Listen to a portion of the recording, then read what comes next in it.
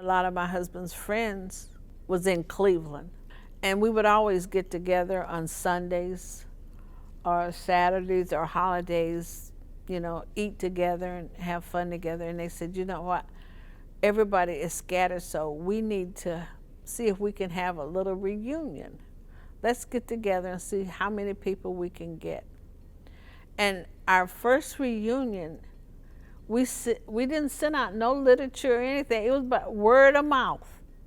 We had this hall, and the hall was named Shaker Lee Hall. And the hall would only hold about 300 people. But we had no idea. My husband's friends kept coming, calling to Cleveland, said, we're coming up, we're coming up. They stayed in different people's homes. I had so many people at my house, I had to send my kids to my mother. We couldn't get the people in there. Over 1,000 people showed up. And we were all from Kentucky. And I never will forget, that night, I was so dressed up, I thought I was so pretty. I had my hair done that day. When I got in that hall, my hair said, shoot. It was so hot in that place.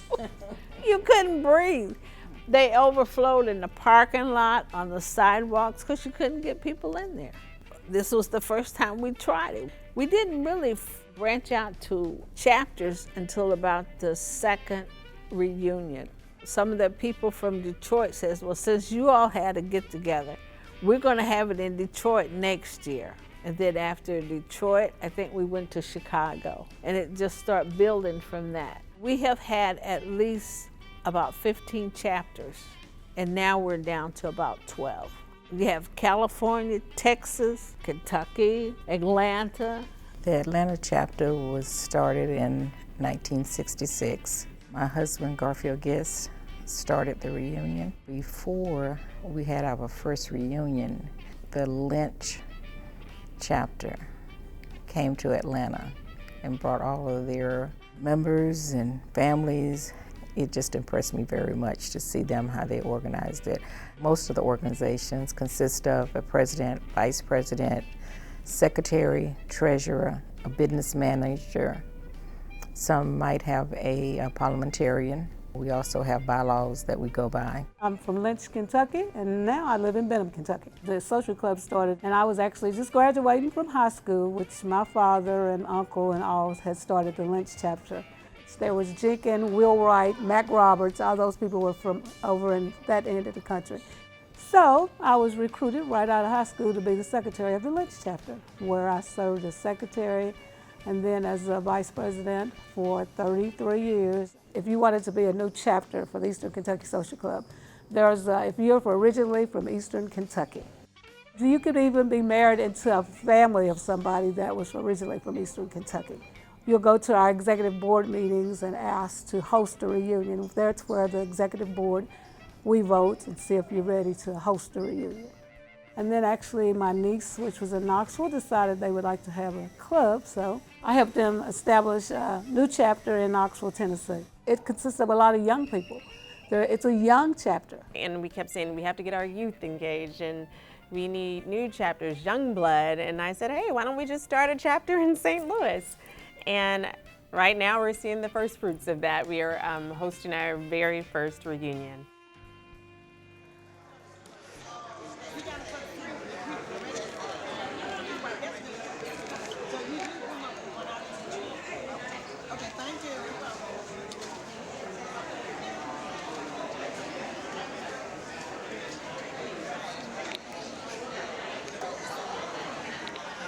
I'm just so pleased to say the book is finally here, y'all. This is our book.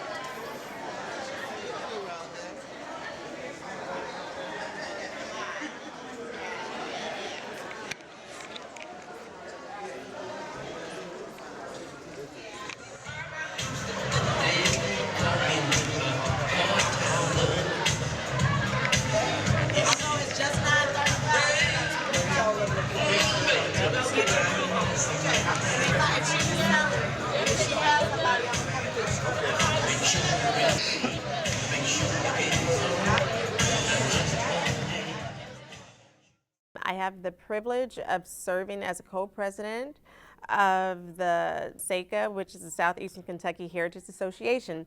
Even though the organization was called the Eastern Kentucky Social Club, our chapter is called SACA because we wanted to bring in a more heritage feel to get history on the different coal miners and where they came from. What did they do? How did they migrate? We really wanted to emphasize what we thought was the true essence of what Eastern Kentucky is about, the social club. So we took social out and made ours heritage. The St. Louis chapter uses heritage and what have you, and that's really what it's about. Now, to show you, see that picture right there? That's in Hartford, Connecticut in '83. There were 2,000 people at that dinner that night for our reunion. Most of the city's crowds wasn't quite that big, but they would be from 1,500 up to close to 2,000, just about all of them. In the early years, kids didn't attend. You know, they would have a bus out here in the schoolyard, they'd get on the bus, you know, they suitcases, and they would go from city to city every year to have the Kentucky reunion. My first real reunion was in Indianapolis, and that was in 1978 when I graduated from high school. I had my own room and everything, so at that time, I'm adult, I'm in the mix of everything. You know, I got my own room, I'm a part of the reunion. It's been in Dayton, Detroit, Milwaukee, Chicago, Lexington, Louisville, Connecticut, Cleveland, Indianapolis, Georgia. It's been in St. Louis, Memphis, Nashville. A lot of kids aren't exposed to going to all these different cities when they're young, so I was grateful for the exposure. I guess the reunion plays a couple of roles. One, it brings everybody together. And then there are planned social events. You have discos, you have a formal dinner, dance, you have a speaker who's usually astute and eloquent and articulate, who can bring you a message that's based on our upbringing and relevant to today's life. And it entails a lot of work, but it also brings in a lot of revenue to these cities that we go into. They have fun and they enjoy the cities, and they spend their hard-earned money. When I tell people, friends that, hey, yeah, I'm going to this reunion, it's been 49 years, they're in awe. But the one thing I think that's important, there's a transition coming. And somehow we have to entice the younger generation to get more involved so they can carry this legacy on. I could see us dying out if we don't get our kids, our grandkids into the reunions. We got to pull them in, but we've got to pull them in, letting them do their thing. I can speculate that this is one of the longest standing African American organizations that's just solely based on social purposes that has gone on for 50 years nearly. That is a huge accomplishment, but it also has a life course. And we're at the tail end of that. What I hope is that folks who are in the next generation step up and take leadership roles in the organization, that we bring our ideas and really invest ourselves in carrying the mantle. And I like to see that before I pass on, because that's what it's all about. That's what God put us here, to work together as one. The young people got a new way of doing this, and we need to get them involved and let them pick up the torch and go ahead on with it.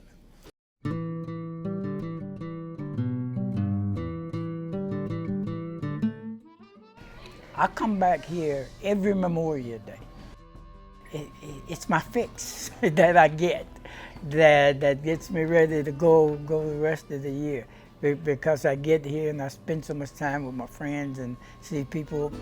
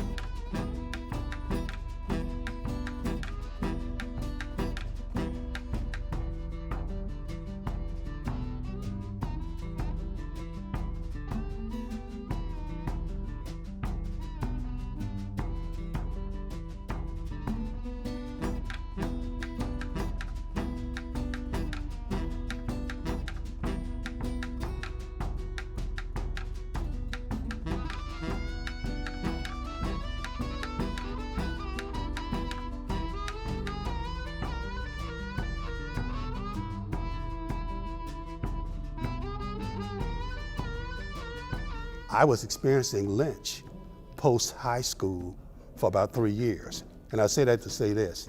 So I kind of witnessed, and I'm not just me singly, but I sort of witnessed some of the decimation that occurred in lynch over time. And I remember when we got into the seemingly the 1970s and so forth, people were not coming home any longer for Christmas. Home itself now, it's hard to visualize the way it was because the way things has deteriorated over the years. The homes, some burned, torn down, etc. So it's a little bit different now than it was even 15, 20 years ago. There being a history with the building here, this was the old black school, and my uncle Sylvester Baskin actually went to, U.S. Steel came from St. Louis, and him and I went to a meeting and actually purchased the building for $1. So that's how we got this building. And it's the only EKSC building we own. The Eastern Kentucky Social Club has kept our history alive. And you know, any unit that loses its history, that's catastrophic. I think that was key for me as a young kid, that my parents, their stories, they loved the area. They always share the history with us. Like my daughter, I share with her now. She knows what lynch is. She knows the community. Even though she hasn't been there, she wrote a poem and she said, you know, I'm a descendant of lynch, just because it's something that's important to us. We plan on continuing on with the heritage and the traditions of Eastern Kentucky, even though we don't live there, is very much alive in our hearts.